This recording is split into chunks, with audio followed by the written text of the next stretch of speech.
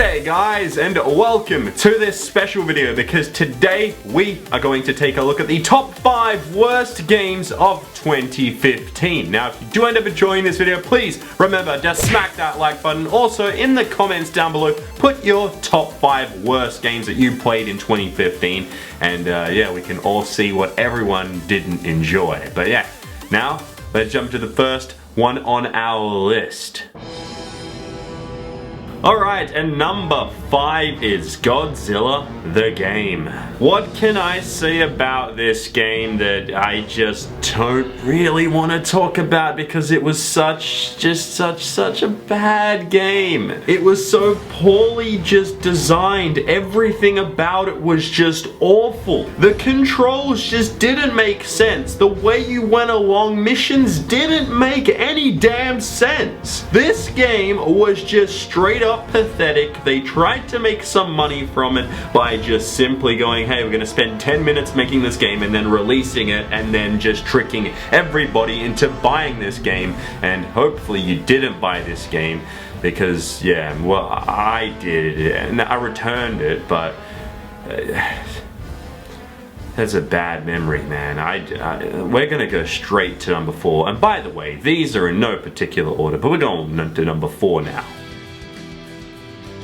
And number 4 on our list is a game known as Battlefield Hardline. Yes, this game is on our list and many people just like me were disappointed with this game. Now unlike Godzilla, this game is actually fun at times. It does a lot of things right, but at the end of it all, it is still a disappointing game and it is on our top 5 worst list because, well, DICE just didn't do the job correctly. The multiplayer just seemed to be lacking so much. We thought, hey, we're gonna get close combat, we're gonna be doing a lot of stuff with our friends and working together, but it just didn't really work out that way. The guns didn't feel right at times and I was like, oh, what's going on here? And it's just one of those games that was almost there. It was just almost there, guys, but it in the end kind of failed, and that's why Battlefield Hardline is our number 4 game on our list. But now we move to number 3 on this list of just bad games. And this game right here, Tony Hawk's Pro Skater 5, is a game that I was really looking forward to bring back from my childhood, the great Tony Hawk's Pro Skater series, to continue it off with a 5th installment in the franchise. And what do we get? We get a pile of crap because this game was awful. I'm actually ashamed that I bought this game. I knew Godzilla was bad, but I was expecting this to be something amazing, you know, to take it back to the roots of Tony Hawk's Pro Skater games, and as I said, it's just not that. It feels like they just didn't try, and I don't know why developers do this. Why do you assemble a team of guys to make a game, and then you deliver a pile of steaming crap? Seriously, I'm going straight. I'm not even holding back in this video. Some of these games, just like this one, really pissed me off because I was looking forward to so many games this year, just like Tony Hawk's Pro Skater 5, and in the end, I'm just completely disappointed. I'm like, who's the creative lead in this? Who did you hire? Like, how did you go so wrong? I'm disappointed. Like,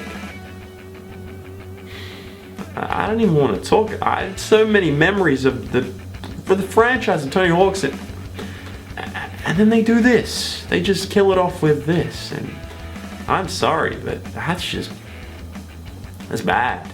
Anyway, let's move on to the next game on our list.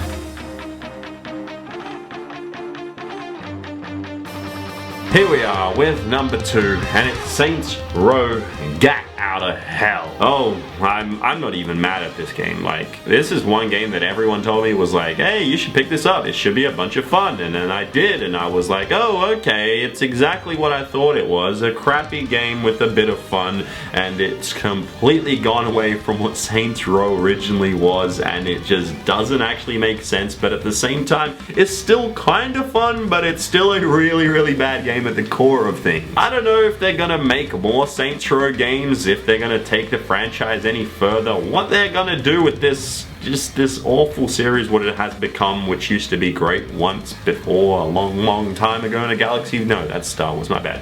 Oh, that's actually not on this list, surprisingly. But Saints Row, get out of hell. It's a game that nobody should really pick up unless you're a really die-hard fan of the series. I don't recommend it, because even if you're a die-hard fan of the series, it's not really part of the series. I know Johnny Gat's in it and all that, but like, I don't know what they're doing with these games that used to be great, and now they're just making them into this, like, I don't know when the last time I facepalmed in a video, and I literally just did it. I don't know why I'm making this video. I'm actually mad right now thinking of all these awful games, and that's where we take it to number 1 on our list.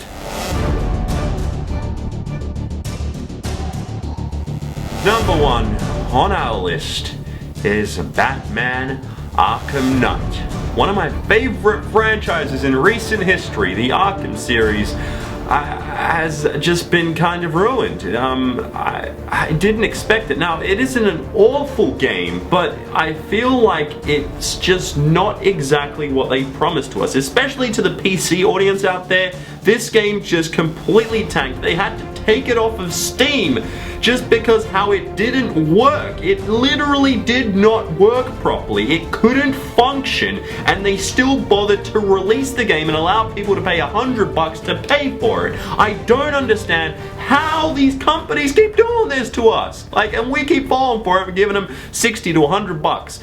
And we keep looking like fools. But this game right here, yes, it's still got a good story overall. It's not great, but then the combat's like the exact same we've always come to know. I know it's changed a little bit, but the thing that's a bit weird is how the missions actually play out. If you haven't played it, you won't understand, but it just didn't feel like the past games, and I think they were trying to go for something different, but it ended up just not working because the way the Arkham series is actually meant to evolve, like, it just, I don't know what they're doing in these games. Like, if you don't actually care about the core base of a game and you're continuing a franchise, quit that job, go work on a mobile app. I'm not holding back. Like, don't work on great games, great franchises, and ruin them. And then also, try actually hire a team of developers that can port a game from console to PC, because there is a huge audience out there, a huge demographic that plays on PC and keeps getting shafted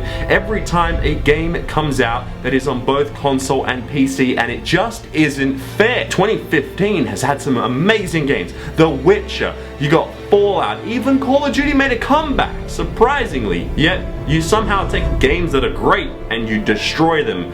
And I'm not even talking about just Batman anymore. I'm talking about all the games on this list, and there are quite a few more that I've just not gone to mention because how bad they are. 2015, you've been great to us, but 2015, you've been awful to us. I guess every year is kind of the same, but this year, I feel like developers just didn't even bother to try.